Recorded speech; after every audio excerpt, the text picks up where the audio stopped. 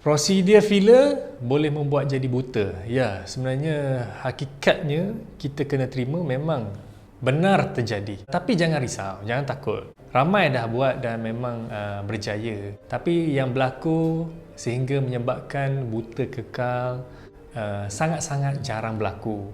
Terlebih dahulu kita kena tahu prosedur filler ni dianya ada banyak jenis filler lah. Dan prosedur filler ni memang kita buat untuk orang kata di bahagian tertentu di wajah, seperti mungkin seseorang tu nak mancungkan hidung ke, ataupun nak runcingkan dagu ke kan, ataupun nak merawat sunken eye dan sebagainya.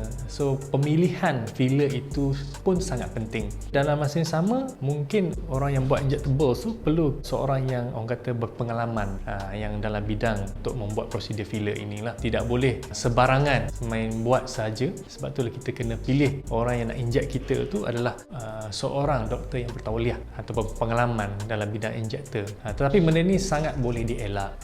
Memang boleh dielak dengan injektor tu kena betul-betul menguasai anatomi di bahagian muka dan sebagainya, yang mengenai urat-urat vesa-vesa yang terlibat di kawasan yang mereka inject, seperti contoh di hidung dan sebagainya. Mereka tahu dorsal nasal artery di mana, supratrochlear, supraorbital dan sebagainya. Mereka betul-betul sudah mantap dan sebagainya. Selalunya memang jarang-jarang berlaku. So melainkan filler itu masuk dan menjadi embolism dan the depth of the tissue, dan memang akan bila dah sampai ke tahap necrosis di kawasan posterior ciliary artery, yang which is blood vessel to the optic nerve, so di mana kebutaan itu boleh terjadi.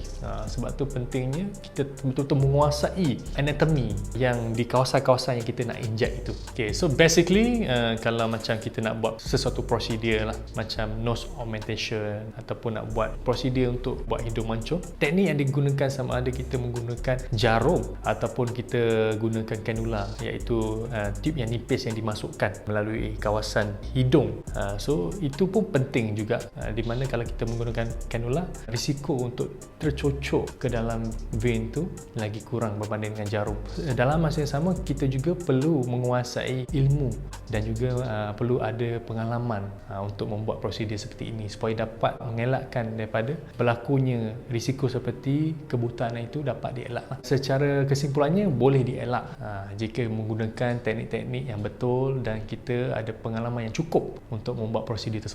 Jadi kalau mereka ni terlalu takut ataupun mungkin banyak sangat dengar mitos-mitos ataupun berita-berita yang tidak baik di luar sana, mungkin juga boleh diberikan orang kata option lain kepada mereka ini, seperti memasukkan thread ataupun benang untuk memancungkan hidung lah. Jadi itulah sahaja, di mana supaya kita dalam masa yang sama dapat mengurangkan risiko yang teruk seperti kebutaan ini.